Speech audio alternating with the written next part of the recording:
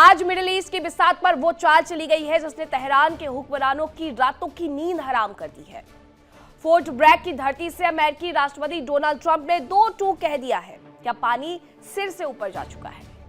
Iran में सत्ता परिवर्तन की बात करके ट्रंप ने साफ कर दिया है कि अमेरिका अब सांप को सिर कुचलने की तैयारी में है और यह महज धमकी नहीं है, क्योंकि जब दुनिया का सबसे घातक विमान वाहक पोत यूएसएस जेराल्ड आर फोर्ड समंदर का सीना चीरते हुए मिडिल ईस्ट की तरफ बढ़ता है तो समझ लीजिए कि विनाश के बादल अब तेहरान पर मंडराने लगे हैं।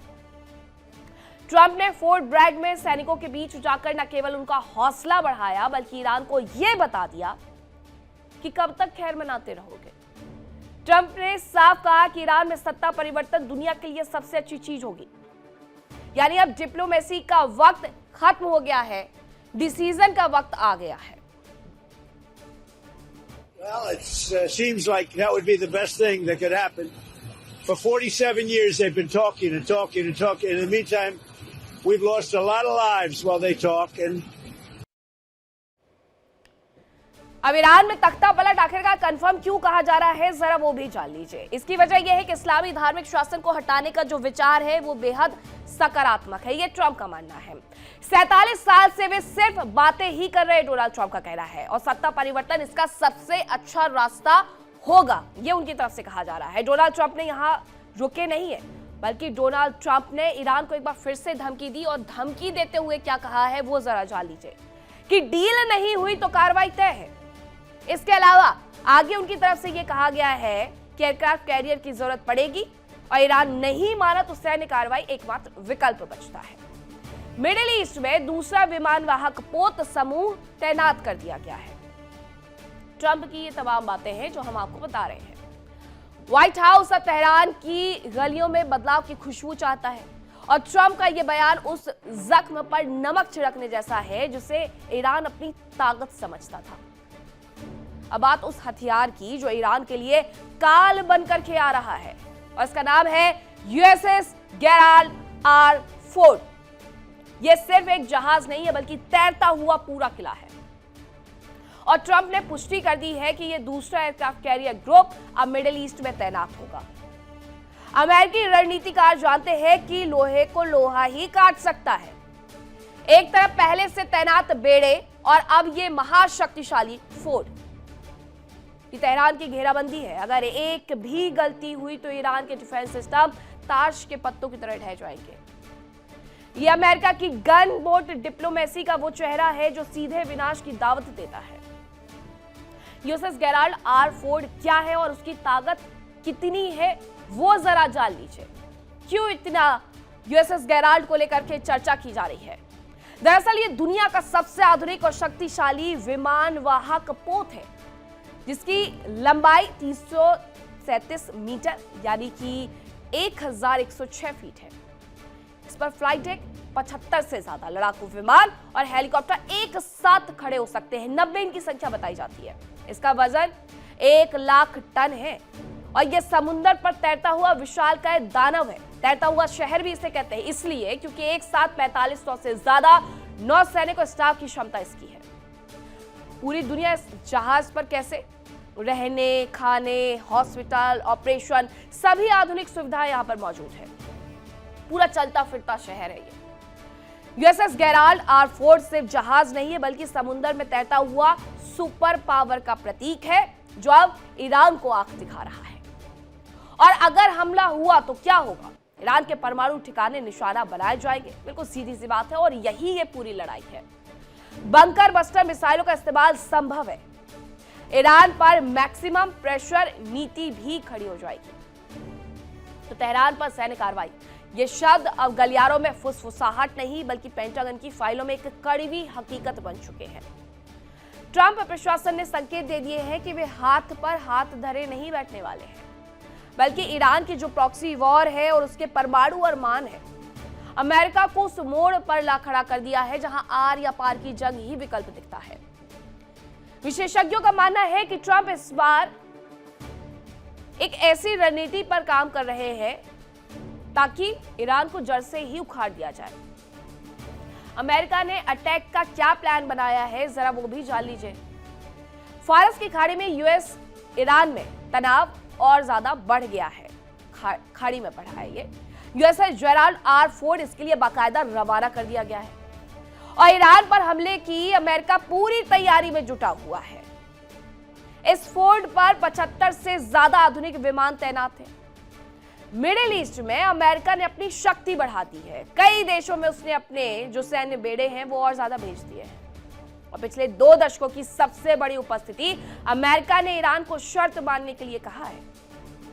ईरान परमाणु कार्यक्रम को लेकर के फिर भी अड़ा हुआ नजर आ रहा है।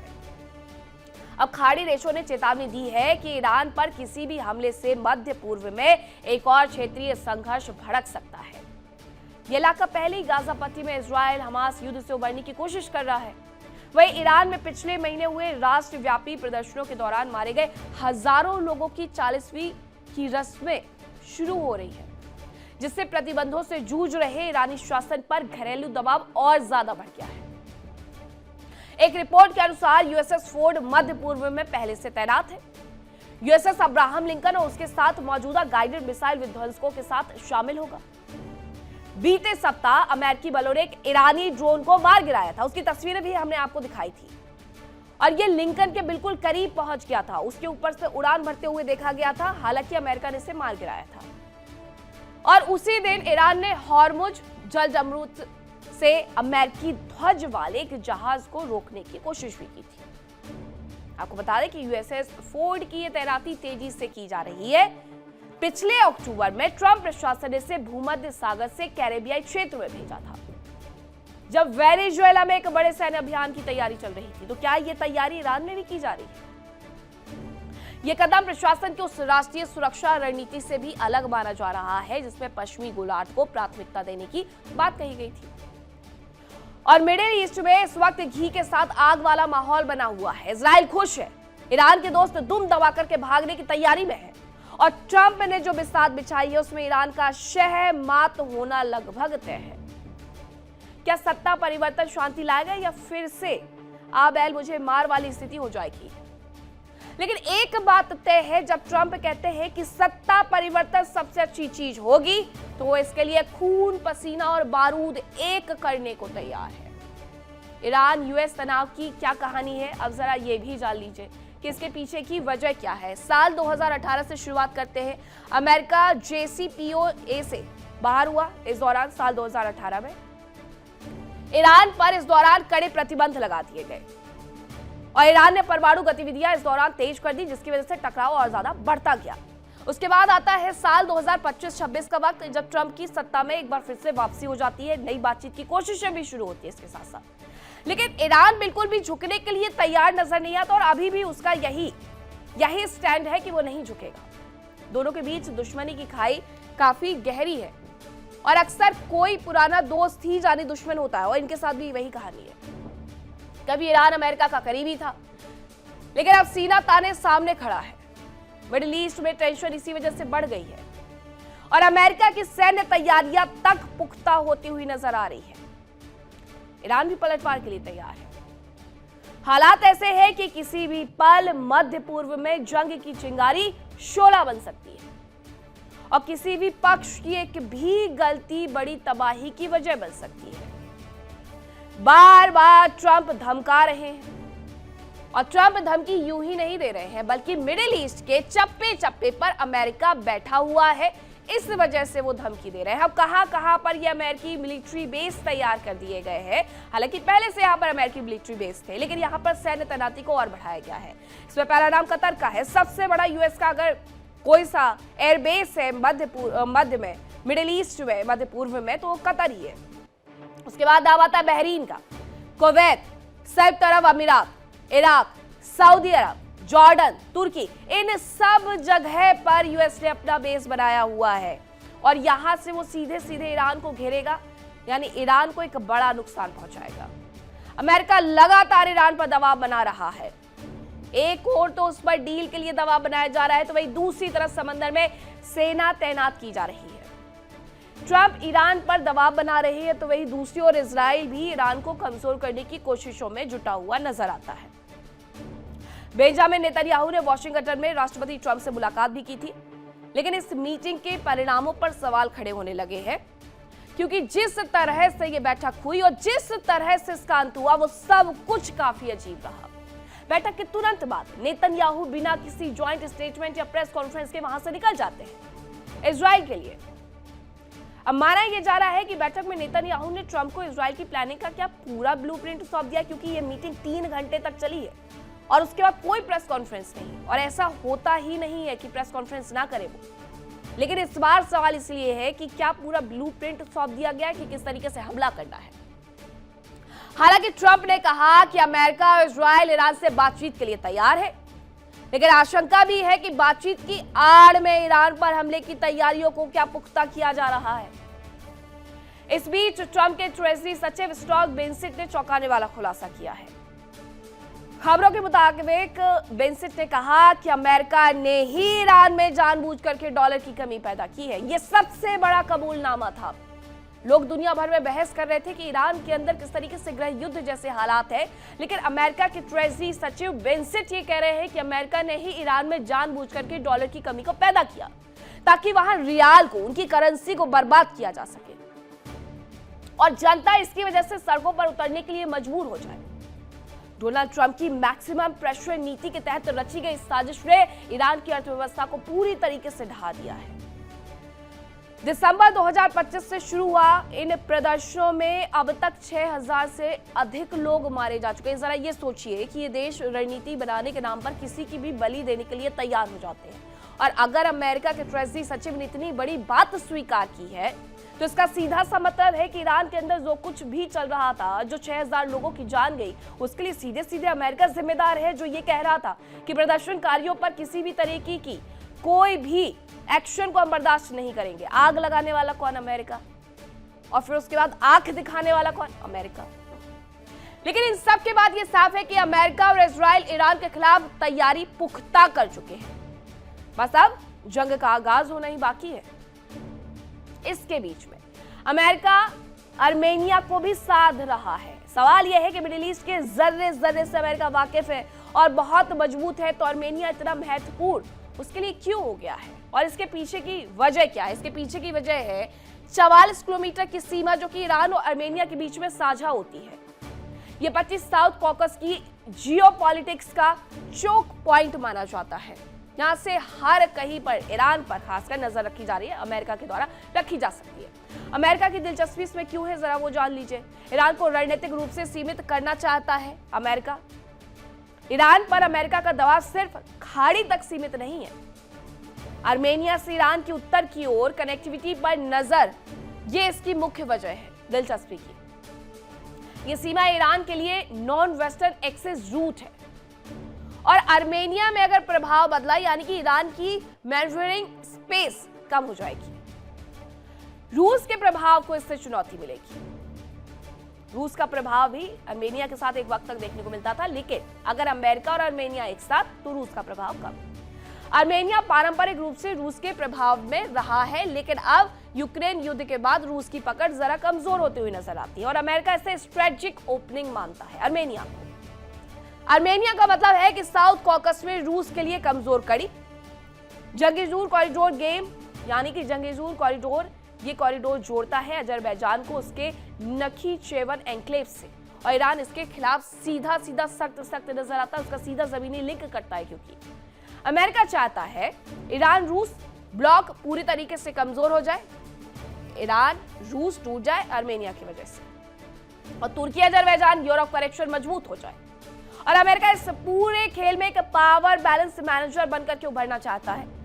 अमेरिका आर्मेनिया को कैसे साध रहा है, जरा वो भी जान लीजिए। उसके पीछे की वजह क्या है, किस तरीके से वो काम कर रहा है। राजनयिक समर्थन उसे मिल रहा है, सैन्य अभ्यास और सुरक्षा सहयोग मिल रहा है, ये इसके पीछे की वजह है। राजनयिक समर्थन, सुरक्षा सहयोग, मानवाधिकार और लोकतंत्र कार्ड। यूरोप से जोड़ने की कोशिश क्यों हो रही है ऊर्जा और ट्रांजिट रूट्स पर, ये भी जानते हैं। इसके पीछे की जितने कारण मैंने बताए हैं, यही वजह है कि ऊर्जा और ट्रांजिट रूट्स पर जुड़ने की कोशिश की जा रही है। दूसरी तरफ जॉर्डन के यूएस बेस में जबरदस्त हलचल देखी गई है और मुफ्त सॉल्टी बेस से A-10 विमान ने उड़ान भरी है। अब आपको बता दें कि ये वो विमान है जो टैंक को चुटकियों में चकनाचूर करने के लिए माहिर है।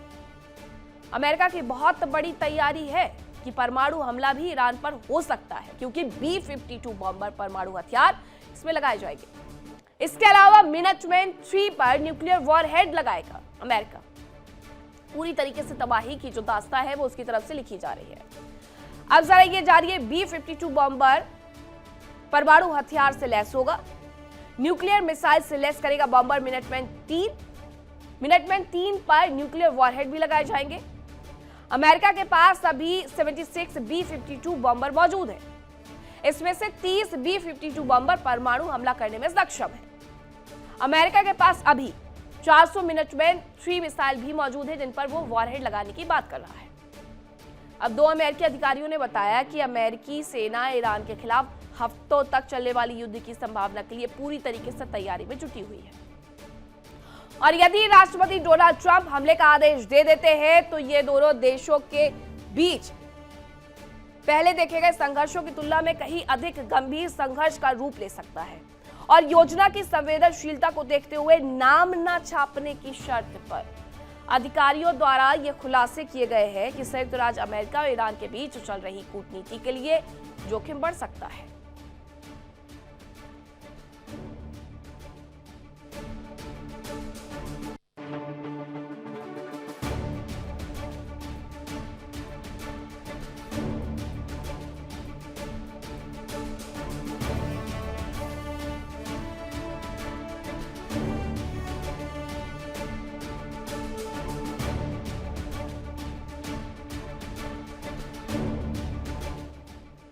हालांकि अंत में ईरान के लिए बस एक ही सलाह है कि वक्त रहते संभल जाओ, क्योंकि जब अमेरिका का फोर्ड समंदर में होता है तो ट्रंप का इरादा सत्ता पलटने का तो फिर इतिहास भी गवाह है कि तख्तो-ताज उड़ने में देर नहीं लगती है। अब देखना यह है कि तेहरान इस मौत के कुएं से कैसे निकलता है, या फिर वो भी इतिहास के धूल भरे पन्नों में दफन हो जाएगा। देखिए इंडिया डेली 24/7 अब आपके स्मार्ट टीवी पर। इंडिया डेली मौजूद है सभी डिजिटल प्लेटफॉर्म पर लाइव और लगातार। इंडिया डेली 24/7 हर दिन राष्ट्र को समर्पित।